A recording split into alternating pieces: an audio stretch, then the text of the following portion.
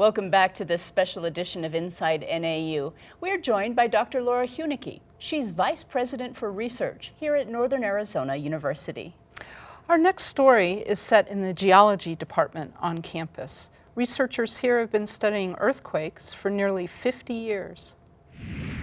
And altogether, with our NAU geoscope stations, 6 of those, we record anywhere between 15 and 20 stations. And so we keep a good eye on a lot even of the smaller tremors that occur.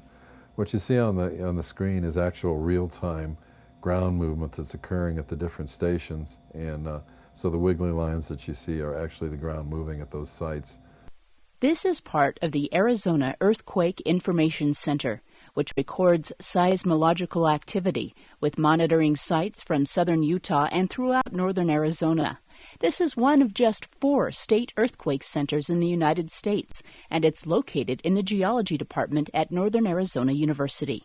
It's important to better understand why we have earthquakes in Arizona, where they occur, and what the hazard might be. And then just general information to the public. We have a direct connection to the Arizona Division of Emergency Management in Phoenix, and so they require that information usually when things happen in the state.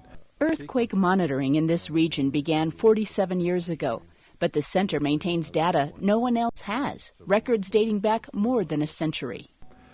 Now, all of that information, of course, is useful, and we do archive it. We have information that goes back one way or another all the way to 1904. And some of that information is on paper records, which we still keep. Most of it is now in digital format on compact discs. Much of the information is available online.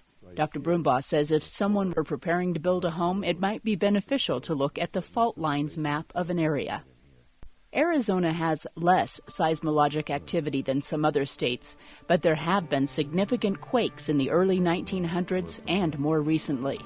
This Lake Mary fault stretches about 25 miles from Mormon Lake north to Flagstaff city limits, and it's fundamental to earthquake research in the state. And it's not very likely that we're going to get a really large one on that, but it still is classified as an active fault. A worst case scenario would be if the whole fault failed, which usually doesn't happen with faults. If, in that case, the whole fault failed, we might come close to a magnitude 7. And that's probably about the biggest earthquake you'd ever expect to see in Arizona anywhere. Yeah. Because the longer the fault, the bigger the earthquake. And research at the Arizona Earthquake Information Center in Flagstaff just got a boost. NAU, along with ASU and the U of A, will share a $500,000 federal grant to purchase 8 broadband seismometer stations, which will enhance this research with updated Earth monitoring equipment.